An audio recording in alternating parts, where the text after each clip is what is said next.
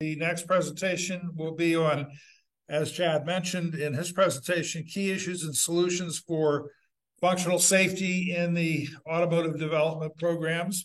And Brian is going to be presenting that. It's going to focus on some of the critical issues that Chad touched on inside the functional safety domain across the automotive industry, with a special emphasis on electric vehicle and autonomous vehicle development, obviously. And Brian's addressing this will be based on many years of experience. And I think the issues he's going to talk about are going to be very recognizable to you. Brian is a senior consultant for Omnex, and his portfolio is primarily as a functional safety.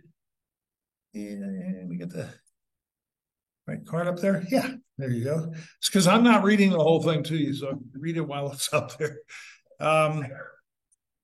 He is a senior consultant for Omnex in functional safety. He's managing that group. He is a former FUSA manager from Nexteer. He's experienced in functional safety, senior systems management, with concentration skills in parts 2 and 3 of ISO 26262.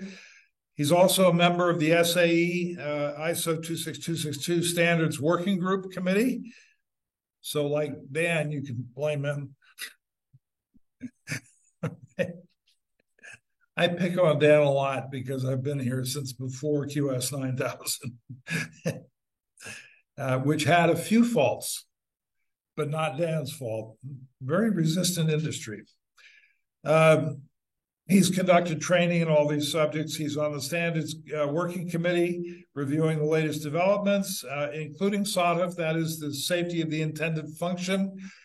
We're going to have a little talk about that later on in the program. And COSA, the Controls-Oriented System Safety Analysis. And Brian, like a lot of us, has a simple passion, which is that we help people produce safe products. At one time in my misspent youth, I was responsible for safety in a large organization, and I can tell you, you end up having to deal with some very unpleasant things if there isn't excellent discipline and systems and methods committed to achieving safety in processes and products. So with that, here's Brian. Thank you, Dave, for the wonderful introduction. And I get the privilege of following Chad, which is tough. But I'll follow Chad. Okay. So I'm going to talk to you about 5 key issues that impact functional safety. And some of what I'm going to talk about is somewhat edgy at the beginning. I'm going to talk to you about some case studies, scenarios, and then I'll get into some of the technical later. So, and these slides are available. So, you know, a lot of the slides have some words on them later on in the presentation. So I won't read the slides, of course. Okay. So life is full of risks, but there's also an expectation in the automotive industry to be protected from harm. You can see the case studies here and the picture we're trying to put in front of you. So the primary goal of functional safety is to prevent harm to another person, death or injury, to any malfunction in the electronic system. So this is obviously, you know, a rough looking picture to look at. You cannot really say that functional safety caused this issue, but it could have. You know, when we get into some of the detail later that I'll explain, and all it takes is a chip or a software error or a code misfunction that could cause something like this. Okay. So what is functional safety? Let's make sure we got the baseline in front of you so you understand exactly what it is out of the 2nd edition. And the terminology there, for those not familiar with it, you know, when it says ISO 26262:2018, that's the 2nd edition. The 1st edition, as Chad mentioned, came out in 2011. And there's a 3rd edition, which is in progress right now. I'll talk about that a few slides later. So functional safety is, quote, the absence of unreasonable risk due to hazards caused by malfunctioning of electronic systems, end quote. So really, the core of functional safety is the ability of a system to, number 1, stay in a safe state, or number 2, move to a safe state. Okay. So here's for you zealots of ISO 26262, you know this like the back of your hand. It's the one page they put in the beginning of every part of the functional safety standard. There's 12 parts to it. It follows the V model summary, even all the way to part 12, which is adaptation of the standard to motorcycles.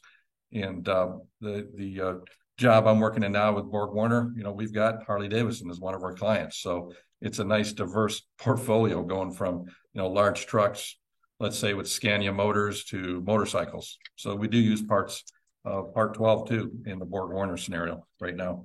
It's very exciting.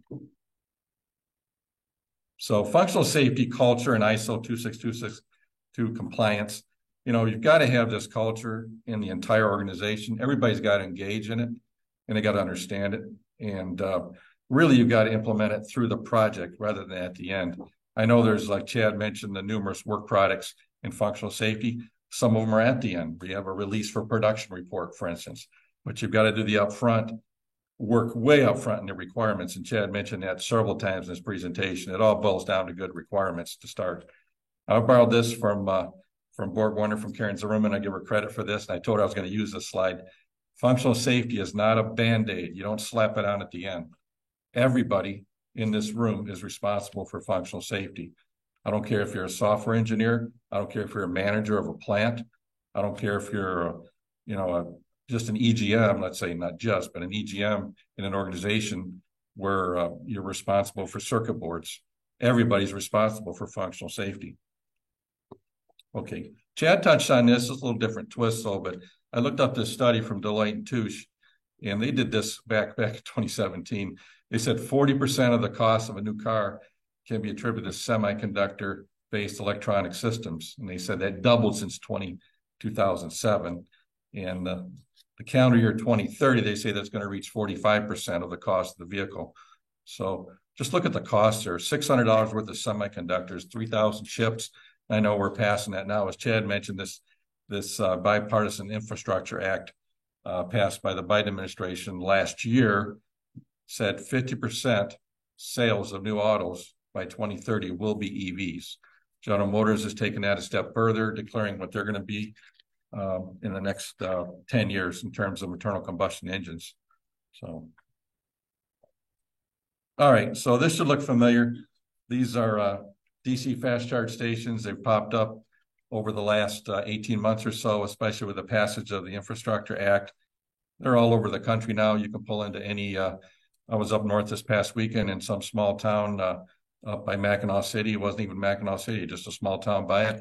There's charging stations there. There's charging stations in the Meijer parking lots in some of the other cities around Michigan and in other parts of the country. They're not just in the city. They've popped up all over. And this is important because this is going to replace our standard fueling stations in the future, along with a lot of the other amenities that go along with fueling stations, like going in to buy snacks and things like that. They're already planning to put, these types of units, charging stations around places where people can spend their time while they're waiting 20 to 30 minutes to charge their vehicle. I want to switch a little bit to AVs too, before I get into some of the detail. This was just in the news, I think 2 weeks ago. Virginia Tech ran a public safety forum on the 395 freeway in Arlington, Virginia. And they had Ford F-150s, EV Ford F-150s, the Lightnings, on a test run with autonomous vehicle. I think these were level 3 vehicles, and I'll talk to that in the next couple slides. Kind of want to put up a joke here, an icebreaker. Thanks to Kumar Savan. Kumar sends me these kind of jokes every couple of weeks or so. This was a good one. 2030 road rage has been replaced by algorithm irritation. Both guys reading the paper, both hit button front end quarters, and algorithms suck, blasted algorithms. So this is a reality. We in the software area and working on chipsets and other control functions with functional safety have got to embrace this reality in the future. Okay, switch a little bit more to AVs. The J3016, there are the 5 levels of automation. Chad had referred to this. And right now, there are vehicles driving around that are level 2. Level 3, there are some Chevrolet Denali's, GMC Denali's driving around. Ford has a top level trucks in level 3. GM has a level 4 Cruise Origin that will be launching in San Francisco sometime this year. They've been working on it for several years. My previous role at Nextra Automotive, we did a steering system for that vehicle. So level 4 means it was designed without a steering wheel. And as Chad mentioned, you've got Too Simple, you got Daimler Truck, you've got Torque Robotics in Virginia. They're doing and well-funded, I should add, full semi-vehicles driving autonomously. This is going to be our future, because there's reasons why if you follow the money trail on AVs. I won't get too much of that because I want to be technical here too. All right. Another thing I wanted to prepare you for is, or mention that there is preparations going on now for the third edition of the ISO 26262 standard. They had a plenary, which is nothing more than a fancy word for a group of people. They met in Madison in person last month. They had 16 nations represented. They've split off into different topic groups. And the one I mentioned on the bottom, TG4, is COVETIS, they call it, Connected Vehicle End-to-End Safety. This is going on right now. People are planning how they're going to release the third edition of the ISO standard. The next chart, I believe, has the timeline I snipped from Carl Greb, who's NVIDIA rep, who's running it. There's so much protocol that goes on in revisions and checking of the words and checking of the proper phraseology. You guys have been on standards committees, know what I'm talking about. This is going to go on. We won't even see a copy of this till the end of 2026. We can get a copy for review. So this is like, 3 years from now, but it's work that's going on now just for your folks in functional safety. Be aware of this, the third edition. And one key thing about the third edition, and Chad mentioned, we're going to talk about SOTIF later, is that's one of the big debates is, do we bring in SOTIF, which is a separate standard, into this third edition? So they're having this discussion right now, whether to bring it in the standard, leave it out, keep it separate. Okay, I want to close out some of the items here, then get into some of the technical, some of the overview items. Jump into EVs. The state of Michigan has already got a hold of some of that bipartisan infrastructure funding. It was $7 billion. It was approved by Congress last June. So they've got a EV infrastructure deployment in the state of Michigan, and they've already mapped out AFCs, alternative fuel corridors, in the state of Michigan. Basically, they're corridors that say you can get from point A to point B and find a level 2 or DC fast charger within 50 miles. So they've mapped that out to be 50 miles or less on the major thoroughfares in the state of Michigan. And other states are doing this too. It's just Michigan jumped on this early, and I'm glad they did. I've been in contact with some of the folks working through SAE, and they're pretty aggressive on this. So let's look at a few issues in the functional safety space and how we can tackle these with some proposed solutions. Okay, and this is where I'm going to get into some of the technical here. So software requirement errors usually occurs as lack of specification and communication during the ECU software development lifecycle. The requirement isn't defined accurately. That's the bottom line. Software design can't be left in the corner to let the software people work on that. They can figure it out. Now, you've got to bring it back in. You've got to bring it into the organization and understand you've got to have good requirements, or else you're just left with a ball of wax or a ball of string like you show here. So how do we address that?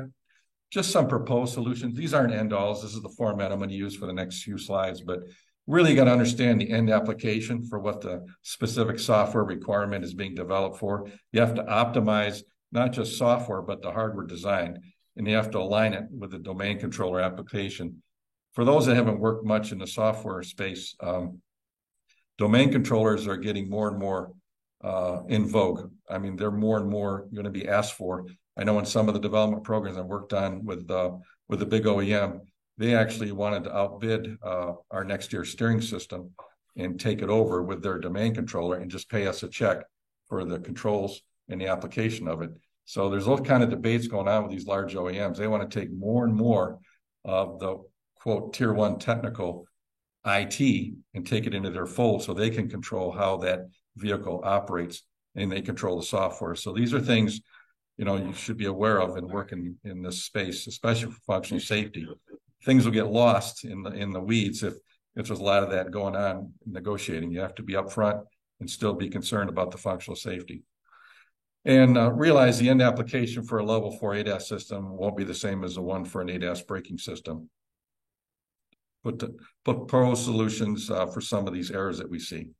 All right, issue number 2, software timing errors. This is a big one. The software performs the right functions, but at the wrong time or under inappropriate conditions. So some solutions, I won't read every word here, but you can see it. We usually get errors during the application development process, and you can reduce that or eliminate it by introducing some fail-safe processes. The FSE or safety engineer has got to take extra time in the requirements area. I keep beating on requirements, but it's so important up front to have good written requirements that are describable, unique, and assignable to a test case. You can test it. Systematic software timing errors can be reduced, keeping instances in development. I know a lot of organizations are now using Jira, which is great. It's a great idea. You track your items using Jira tickets. So you can assign it to a person and you have a responsible owner on it. I harp on this a lot. Point C, application of a defined software safety analysis process. It's implied in the second edition in part 6, but in organizations I've been part of, we're trying to get our hands around software safety analysis. And really, what does that mean? There are good methods you can use, and Omnex has a lot of experience in software applications, so I'm sure we can be a big support for that. Okay, thought-provoking picture here. EVs bring new challenges with high voltage systems. Of course, you can recognize the vehicle there. You can recognize it's in a garage, and it's no secret it's a lithium-ion event. And from past experience, I can tell you, worked for a big OEM. There was a vehicle in the proving grounds. They had a little bit of smoke coming out the back, and there was an engineer sitting in the front seat with a laptop. And I said, "Hey, get out now. There's a fire." And it was just smoke, but I knew it was happening because it was the kind of vehicle that had a lithium-ion battery without disclosing the OEM. And she ran very fast. I never seen someone run so fast with a laptop. And I went and called the security, and within 45 seconds, it looked just like this or worse. I mean, the flame shot up 30 feet in the air. It takes less than a minute for a lithium-ion battery to ignite and do its thing. So we got to look at that from a challenge standpoint. From a functional safety standpoint, we've got to be cognizant. We got to be wise to look at insulation and isolation.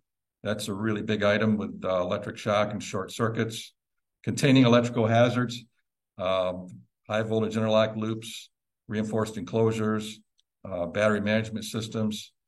These are all things a functional safety engineer needs to be aware of. They can't just work in a bubble and have that 4-inch standard in front of them. That's important. You got to know the standard if you're a functional safety engineer, but you got to be aware of the other aspects with EVs and AVs.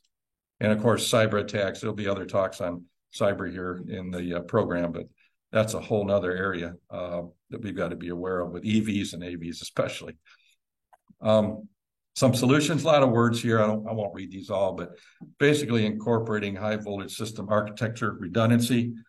I mentioned before, high voltage interlock loops, redundancy in your BMS systems, and secure communication protocols, encryption, authentication, etc. We've got a lot of experience in Omnex. I've noticed that. Just been in contact with Omnex even in my prior role at NextYear.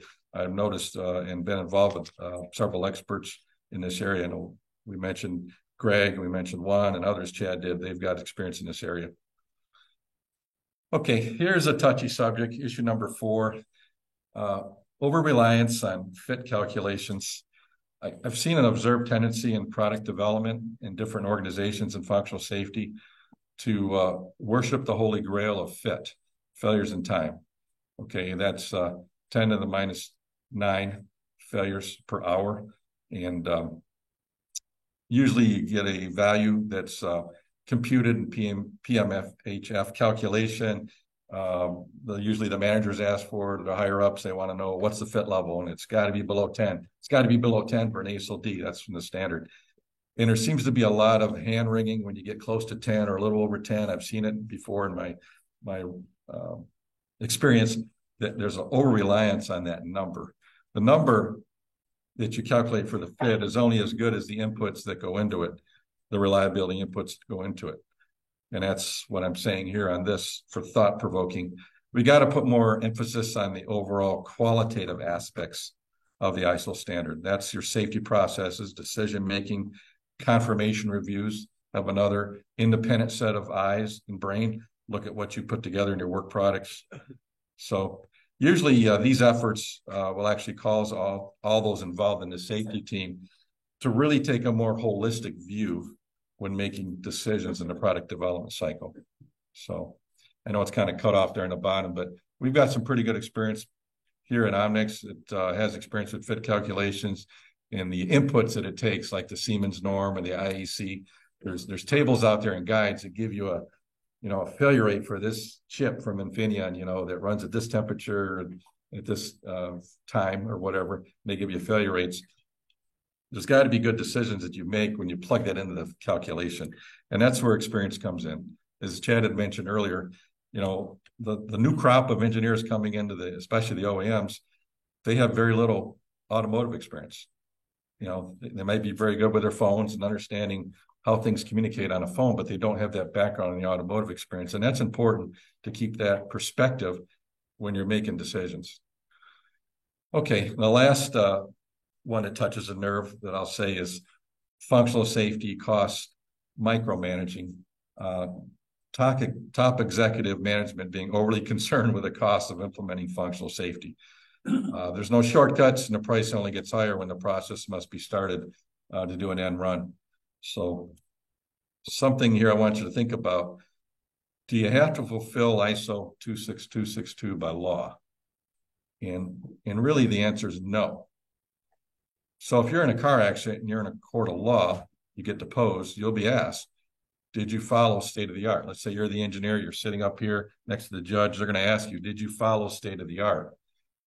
And so functional safety standards are considered by law the minimum level of state of the art.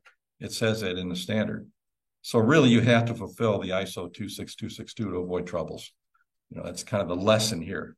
So when you think about that in terms of proposed solutions for cost micromanaging, the answer lies partially in customizing the safety requirements to the needs of a system.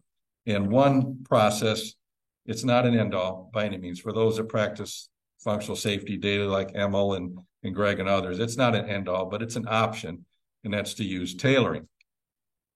Like a clothing tailor, like this suit was customized to fit me. As I get older, I get a little tighter. So you go to a tailor and you adjust your suit.